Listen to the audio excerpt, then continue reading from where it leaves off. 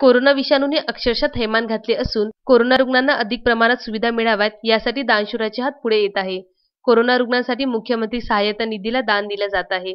महाराष्ट्र दिनाचे औचित्य साधून वाडेगावचे सरपंच सुधाकर दोड यांनी त्यांना मिळालेल्या सरपंच पदाचे 1 वर्षाचे मानधनाचा धनादेश नायब तहसीलदार देवानंद ढबाडे यांना सुपूर्द केला।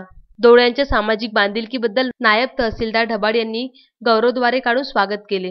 महाराष्ट्र कोरोनाने आपली पायमुळे सर्वत्र पसरवली असून मोठ्या प्रमाणावर कोरोना रुग्णसंख्या दिवसागणिक वाढत आहे।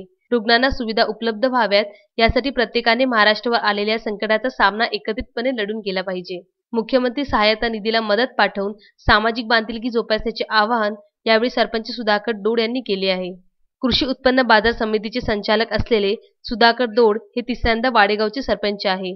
त्यांनी सरपंच पदाचे 1 वर्षाचे मानधन 11,000 रुपये मुख्यमंत्री सहाय्यता निधीला मदत पाठवून सामाजिक बांधिलकी जोपासून समाजापुढे आदर्श निर्माण केला। त्यांच्या कार्याचे सर्वत्र अभिनंदन केले जात आहे।